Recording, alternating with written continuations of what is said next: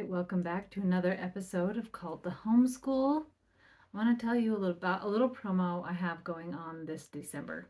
So my membership has been a month-to-month subscription for a while, and I wanted to offer an annual subscription because I don't know about you, but sometimes I don't like monthly subscriptions, but I like an annual because usually it saves me some money and I don't even have to think about it. So I set one up.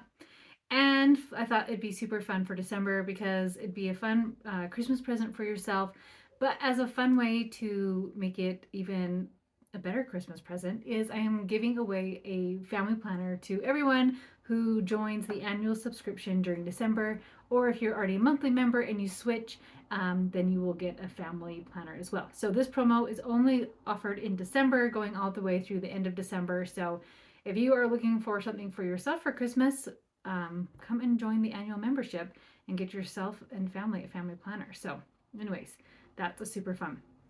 And if you have any questions about that, you can check out more on my website, coachmegthomas.com, or send me a DM on Instagram, the Hippie Mom, or send me an email, and I'm happy to answer any questions. All right, let's dive in today's topic. Is it worth it? Is homeschooling worth it? Is connecting with your kids worth it? Is it really worth your time, your energy, all those types of things?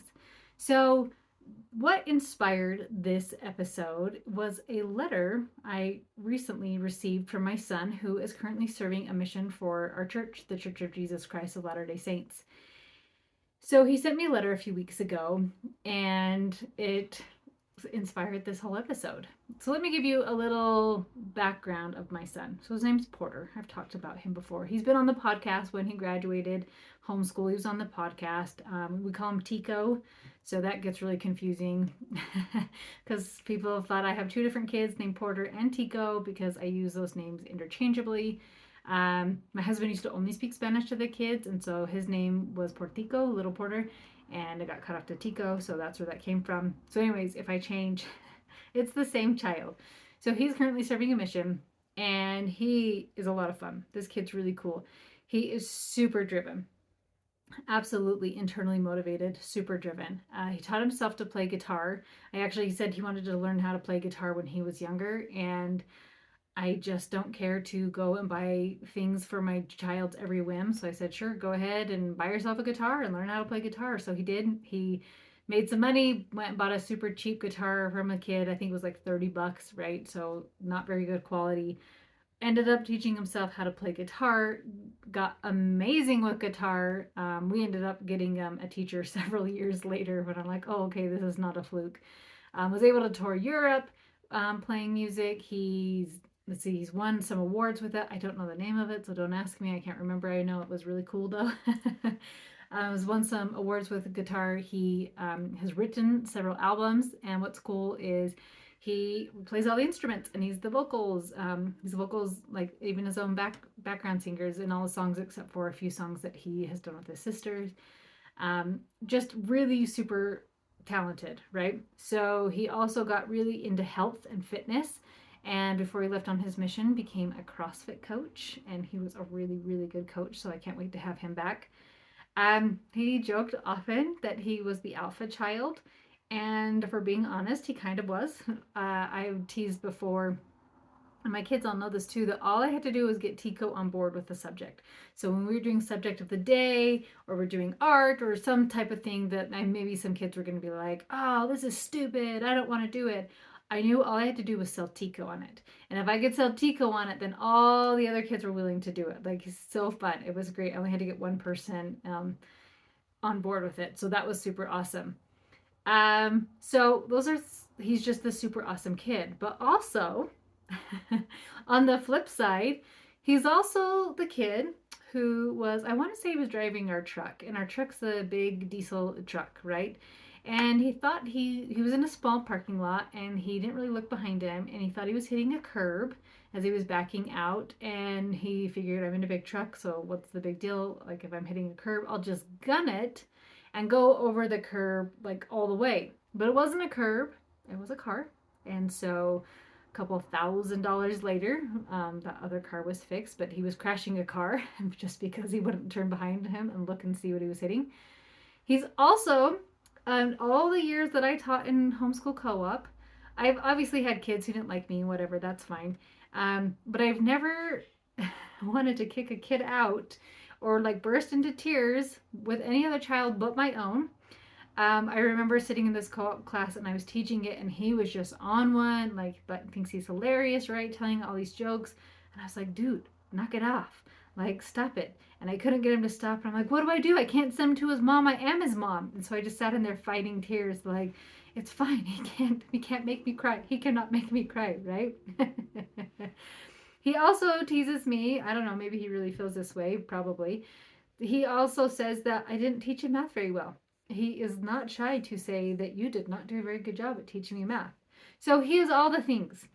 He's incredibly amazing, and he's been incredibly challenging as well. He's been all the things. So that's just a tiny backdrop of raising him. He was actually a super chill baby. He was probably my chillest baby.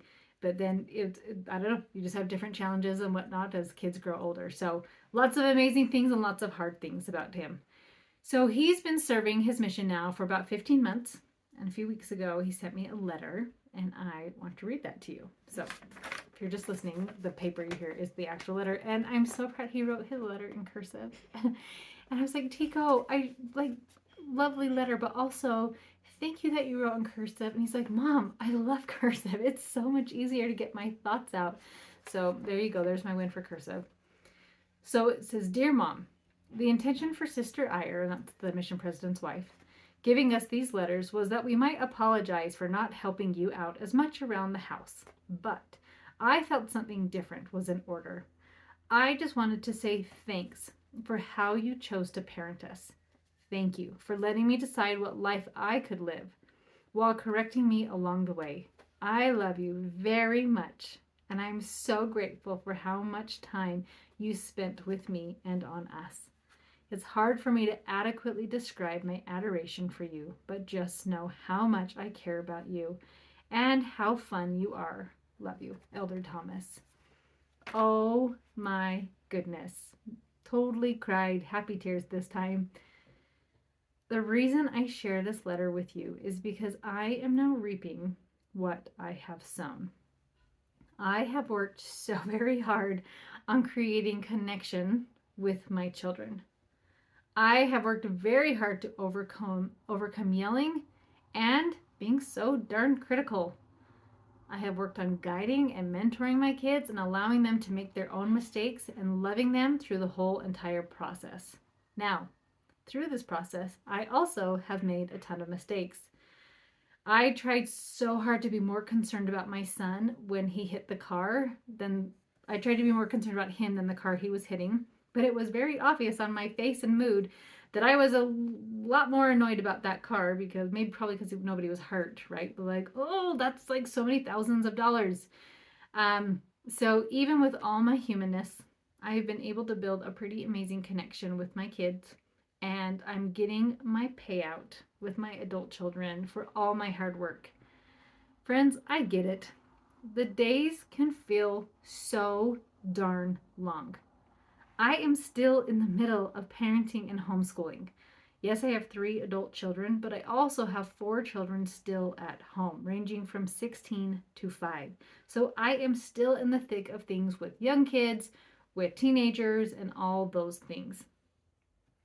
I have a teenage son right now who loves me, but is also super annoyed with me as I enforce our family rules and do my best to guide him. I have a 5-year-old that still cries almost every time he has to get in and then cries again to get out of the tub.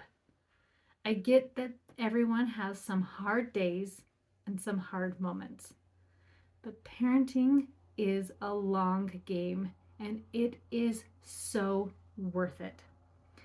Parenting in a long game mindset is like investing your money, right? You're not going to see quick return.